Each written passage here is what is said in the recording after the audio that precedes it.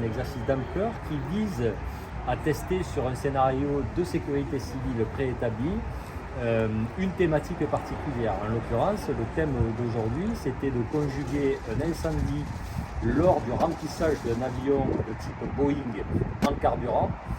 Cet avion prend feu et un certain nombre de victimes sont pris par les flammes à bord de cet appareil. Donc, en premier lieu, évidemment, les moyens propres à l'établissement, à l'entreprise, donc à l'aéroport interviennent, et bien évidemment, tout le dispositif de secours préétabli, ce qu'on appelle chez nous un plan établissement répertorié, est déclenché avec toutes les institutions qui seraient à même d'intervenir sur ce type d'événement. C'est donc ce qui a été testé aujourd'hui avec de nombreux acteurs, évidemment les personnels de l'aéroport, les associations agréées de sécurité civile de type Croix-Rouge ou ULSA, mais aussi bien sûr les sapeurs-pompiers, l'autorité préfectorale qui coordonne bien sûr le dispositif et qui assure le commandement opérationnel de l'opération, et bien sûr les équipes du SAMU et de la gendarmerie.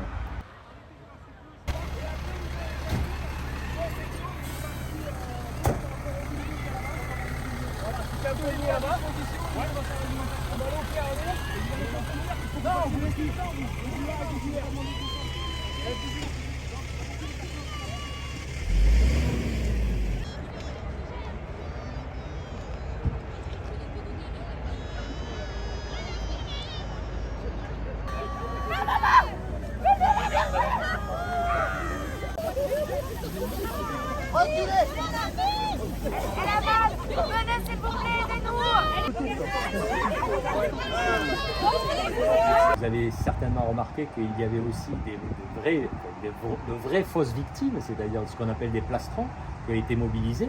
Donc ça représente plus de 120 personnes au total, encadrement, observateurs, organisation de l'exercice comprises, qui ont joué aujourd'hui tant sur le plan logistique, préparation de l'exercice, que réellement dans le but des intervenants et du test des process d'intervention.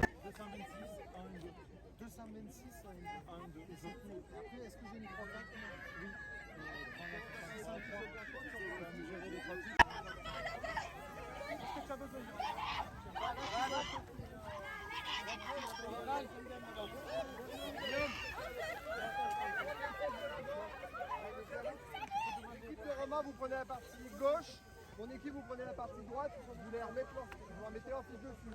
On va monter le PMA juste là dans le bâtiment de manière à pouvoir avoir un point pour les sécuriser. Si jamais il y a une extrême urgence, vous venez me voir, on organise son extraction directe vers l'hôpital sans passer nulle part. Pour l'instant, ça nous sert de PRB provisoire, on est a priori à distance du sinistre. Le dispositif est structuré pour permettre la prise en charge de nombreuses victimes. D'accord, donc avec une prise en charge secouriste et médicale dès le tarmac en fait de l'aéroport, et ensuite les victimes, après avoir été triées et conditionnées par les secouristes et les médecins présents sur place, vont être évacuées vers les centres hospitaliers locaux. On a mobilisé 2 moyens aériens, donc un hélicoptère de la sécurité civile et un hélicoptère du SAMU 34. Où seront évacuées les victimes? Montpellier Alors, pour le moment, je ne peux pas vous répondre. C'est le médecin régulateur qui va, en fonction des pathologies des victimes, décider du lieu d'évacuation des victimes. L'hémorragie abdo, question de lampe également, il n'y a pas de problème respiratoire. On va l'évacuer rapidement vers le CHU. L'aéroport a contacté les services de la préfecture en début d'après-midi pour nous signaler un incident.